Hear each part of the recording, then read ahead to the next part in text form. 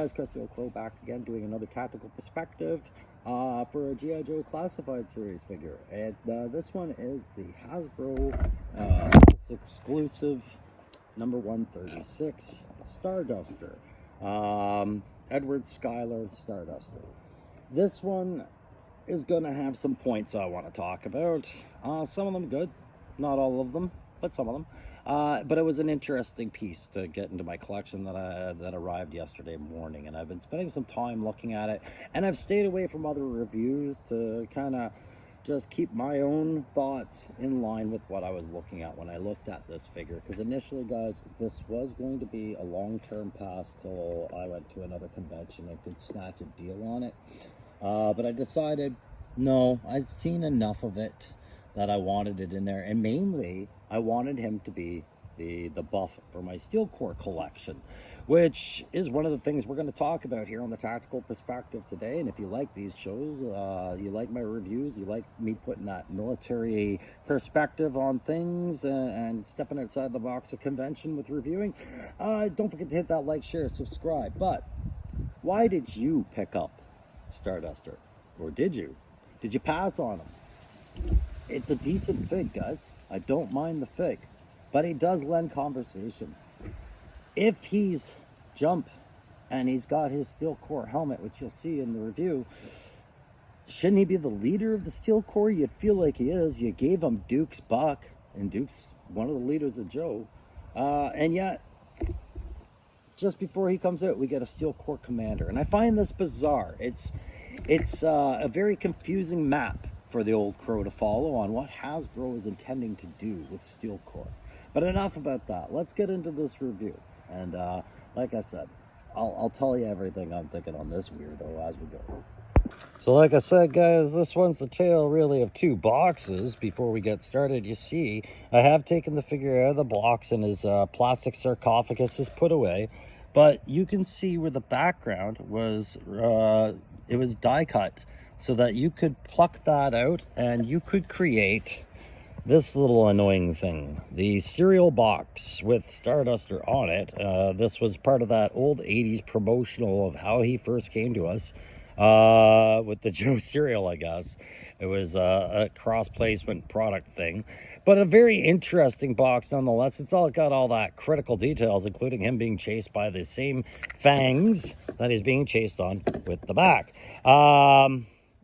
It's an interesting little piece, cheap as hell for them to have done, but I don't come to G.I. Joe Classified for cheap as hell. I come to G.I. Joe Classified for a better version of what I grew up with, and I don't necessarily agree that this is the better version. It's good, I like it, but I hate, as an adult, especially a 50-year-old adult, the finer points of folding origami and keeping them together, gluing things as I have done here.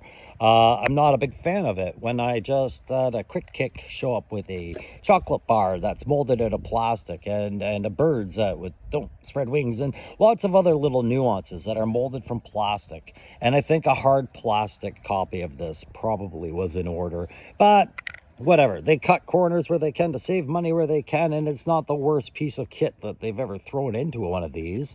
It's just one of those observations I have. There you have your side box art. He is, of course, showing up with that original helmet that we all grew to love back in the 80s, with basically a Duke reprint with the star emblem on it.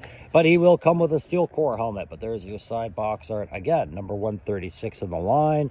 Legal gobbledygook. 3 things they want you to focus on. He has a G.I. Joe emblem. Another new one, really, black and white. I don't know if it's new, but they sure do have a lot of emblems at Joe. And he is jump qualified, which is great because he is jumping up. So I guess you got to be qualified jumping up, and the military will not spring for a new piece of decorative kit for wear on parade to say he's qualified jump pack, but that's fine. Jump wings will get it across, and there's your helmet.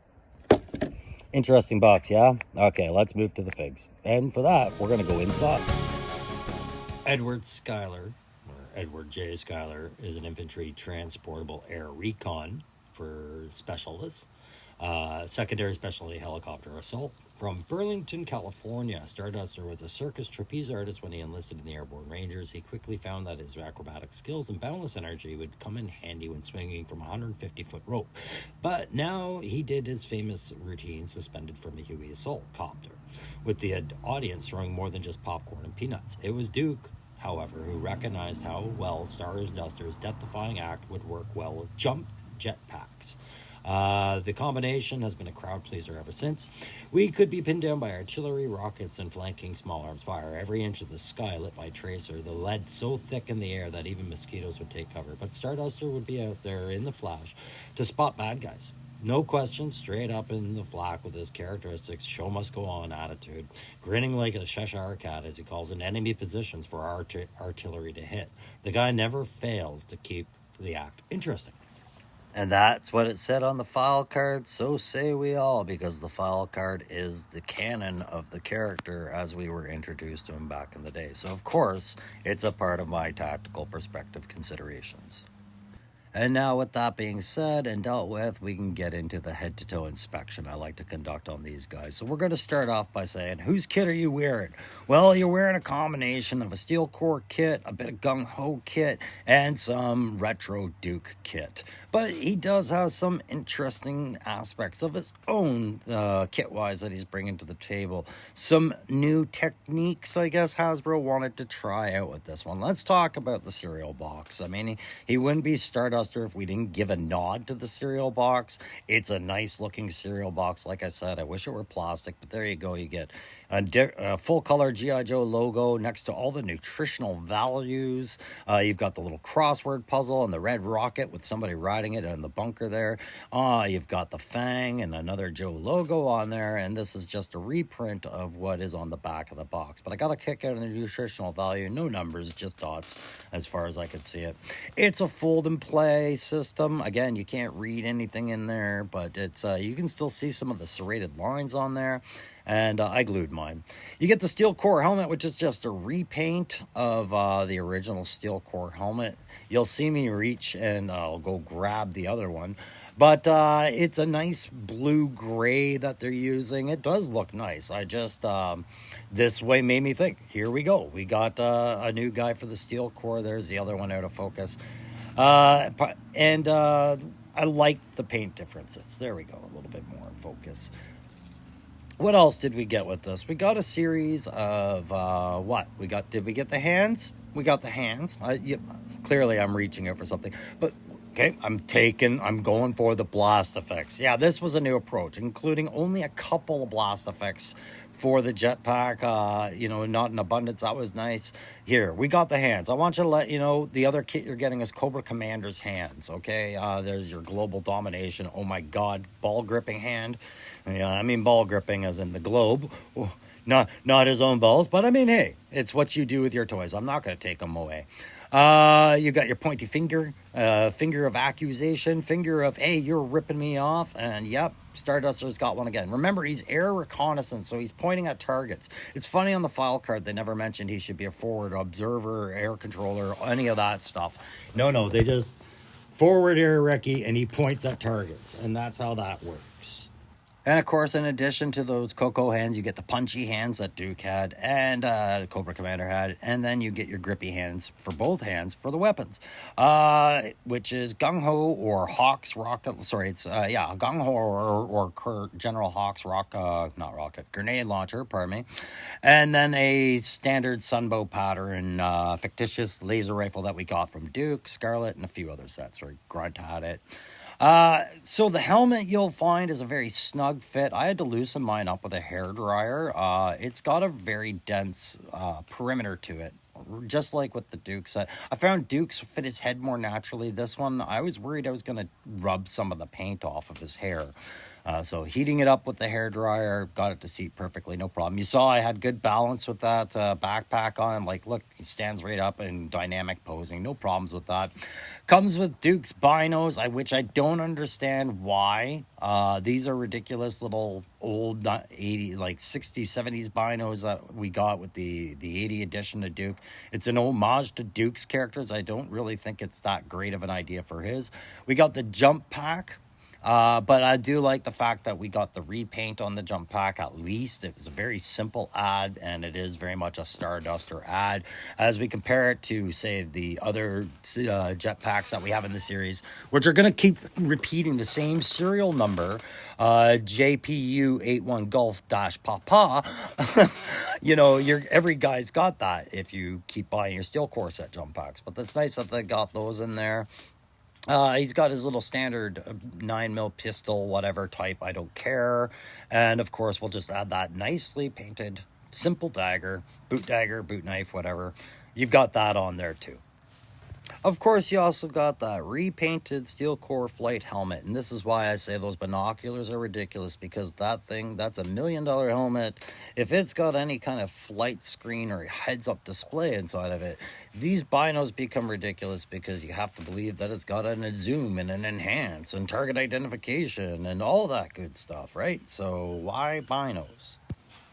The color set of the Starduster has been improved since his original 80s design. You'll notice they've put more cam consideration into his pants and offset things well with this. I have no problems. I believe this is an air mobile infantry reconnaissance guy from the way he's dressed with his blue grays and some woodland features for when he lands. And for you Deadpool fans, yeah, you can get a good Marvel superhero landing out of that one, knees or not. But again, I have no issues with the balance or the buck. They chose a good buck to do this version of Duke, the retro version, as opposed to an earlier line Duke or what have you. I think this one worked very well for posing. Underneath the helmets, you can see a little bit of problem with that paint up. This is a new head sculpt as best as I could tell, but you can see where the flush tone kind of rides up that forward hairline. But overall, I like that head sculpt for him. It works well. I do like the choice to go with the like I keep saying, the Duke, the buck, because it was the retro line buck. It's got that unhinged torso. It's a ball socket kind of a deal. Pinless elbows and with all my figures I get now, I run them under the hairdryer just so I can loosen up these joints, but very good flexibility. No second layer over that torso or arms to interfere with any posability. This will go in and out of focus as I fiddle with just the joints. You can see how the hinges work, the good twist to it. You can do multiple waist twists. Of course, the buttons of the shirt won't line up on it. That's the one telltale giveaway with it, was having a button-down shirt not line up. But overall, if you're looking for a figure to pose, this one's got lots going for it. I talked about how I like those cam pads. You'll notice the cam pad is broken up weakly on the side. All of it is on the front or the back of the pants. We've got those beige holsters and knife sheaths to break up, as well as Duke's reprinted shoulder strap belt there that holds the grenade.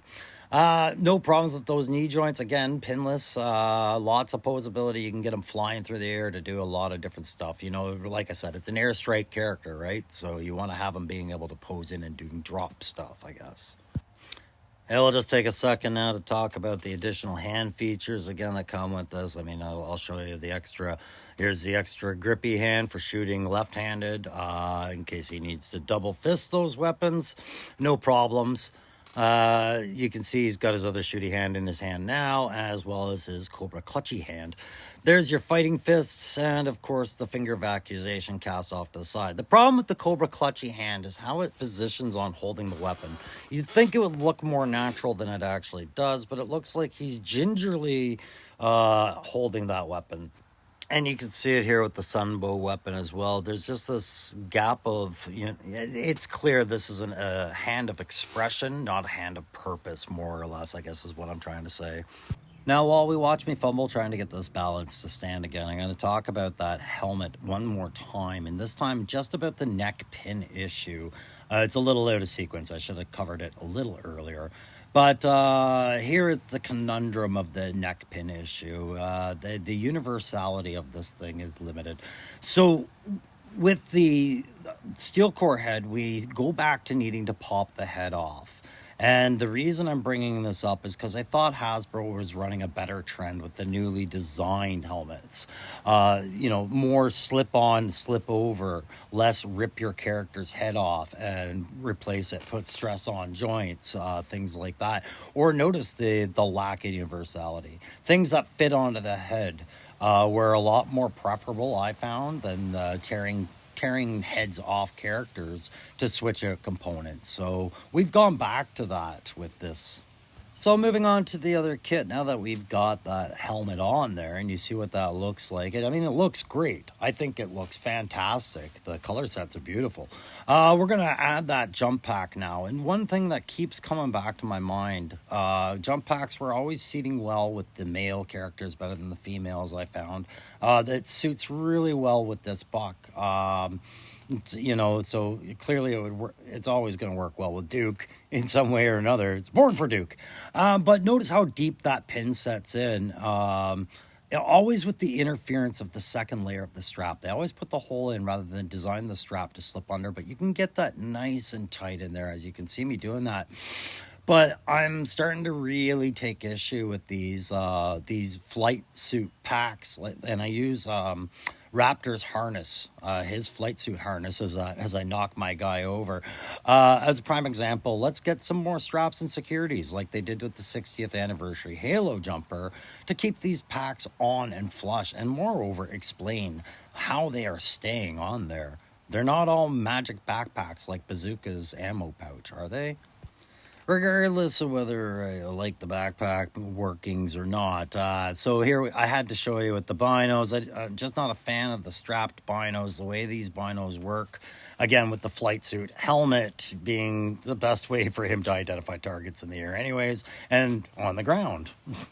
And that's exactly where he might decide to trade up all that tech sci-fi weapons and grenades for good old-fashioned fisticuffs, because just like the old Duke, he's got them hands, right? And if you got them hands, you best know how to use them for your character at least, right? So I think he looks good in the brawler pose. But I also see this character as a ridiculous composite of somebody like Dick Grayson or Robin or Nightwing, the acrobat. Meeting somebody like Booster Gold, the promotional superhero type, and then, mixed a little bit with Johnny Storm from Fantastic Four, loving himself, and here he is on a Joe team. All of that combined with a whole lot of Tom Cruise self-promoting. And to be fair, that self-promoting is strongly required for a guy like me, because I am not sold on the character concept that is Starduster. He just, an unarmored flight reconnaissance guy, just looks like sharpshooter bait to me. And he's not geared out for protection on the job, just taking all those acrobat risks, right? He's Mission Impossible, he's Hollywood, and he's jumping on Oprah's couch, munching on his cereal. But what I find crazier than anything I've mentioned to this point, even the Tom Cruise reference, is that they made this a Hasbro Pulse exclusive. They needed to put this on toy shelves at Walmart, Toys R Us, Target, wherever, for the impulse buy market, because that's what it would be for a lot of people. To have to go out of your way to order it from Hasbro online seemed like a reach, and I wonder how it's going. And that's where you, the casual viewer, comes in. Tell me in the comments, did you buy Starduster? Were you ever planning on buying Starduster? Would you have impulse bought him, perhaps, if he was more accessible than ordering him through the website? Or maybe let me know why you love Starduster and why you wanted this character so bad. I was the 82 to 88 kind of guy. This guy had no appeal to me, but I understand there's a whole group of you that loved him. Tell me why. And of course, you could always hit that like, share, subscribe, like I said earlier, and that would always help the channel out greatly. It's also time for me to tell you guys to start paying attention, because I've got some fig giveaways coming up on the channel here in the near future that I'll be doing as a thank you to the subscribers. It's just going to be giveaways, not contests. So start paying attention to channel details as they come. And I should also mention, you guys pay attention to October 25th, Punk with Toys and his Toys for Tots stream.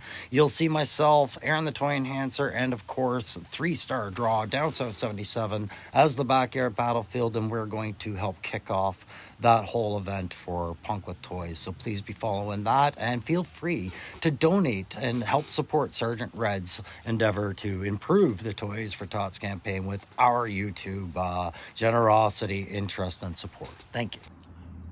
All right, guys, so now we're going to do the tactical grade, play grade, and je ne sais quoi factor, which is, of course, French Canadian for I do not know what. But there's something there. Let's give it a numeric value and say it's worth something, right? These are just my opinions, guys. And I by no means am saying if I give a figure a low grade, don't buy it. Nor am I saying if I give a figure a high grade, you should buy it.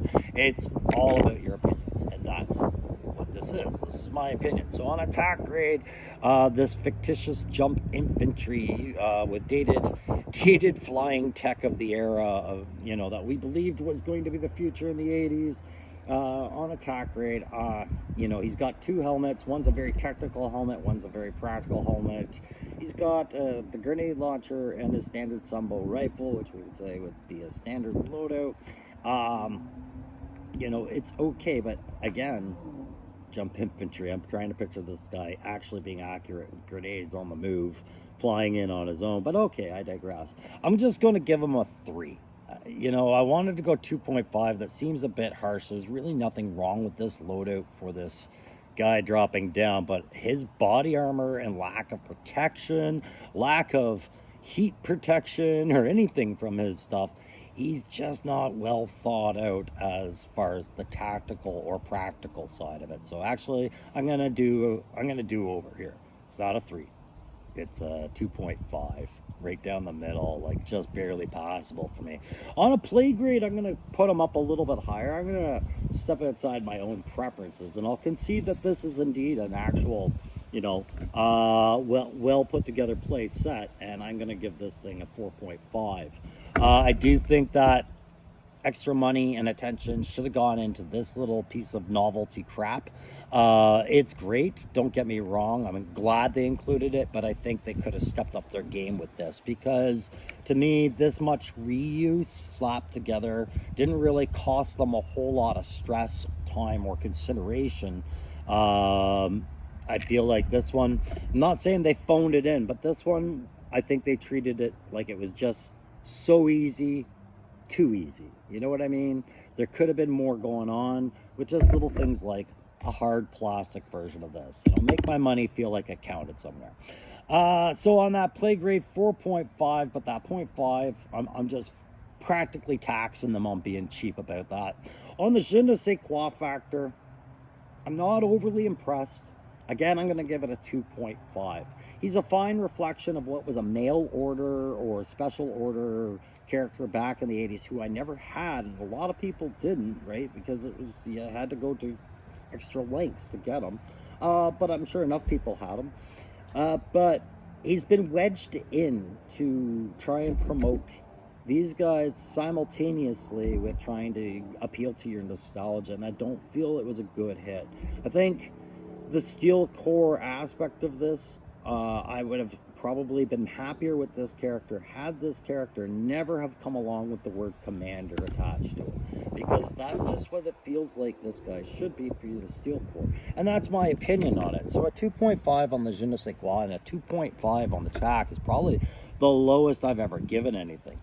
But guys, I will tell you, it's a fine looking figure. There's lots of place for it on the shelf, and I'm glad I bought them, but I'm glad I didn't pay an exorbitant amount for them. I paid your standard Hasbro Pulse exclusive price for a set of this kind, and I feel like I barely got my money's worth. But the faults with this figure are they're few, really, as far as the actual figure. A little bit of paint app problems, no problems with the actual buck. It's a good buck.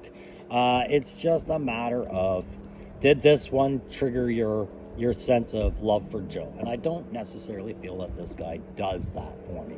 I think what he does is reminds me that Hasbro wants my money more than anything, and they're going to throw me a lot of options. And if that resonates with you, it's because I think some of us feel that way with the recent reveals from the NYCC, that this is now really just kind of about throwing everything into the wind and seeing who bites, right? And I had a talk with another content creator that we all know, and we were talking about it. You know, when was it that you ever watched a toy line fail, or a series that you liked fail, or a comic fail, TV show? It's when they started jumping that shark and just throwing a lot of money into the gamble because they've convinced themselves they have you. All right. This is not an exploitation of that, but this to me is dangerous ground as far as, you know, pushing the envelope to sell more of these guys, right? So, hey guys, that's going to do it for Tactical Perspective today. I will have more videos coming out periodically as we go through the week. Crow's going through some rough times, but he perseveres through because that's just the way we do around here in Crow Country. All right, so please be patient. Thank you, new subscribers, for sticking around and feeling out this channel. I hope you're enjoying what you're liking here or watching, and you're liking it. Feel free to comment, guys, and I do read the comments. If I don't engage you back, it's just, again, it's just a rough time. We're gonna get through it, and thank you, thank you, thank you.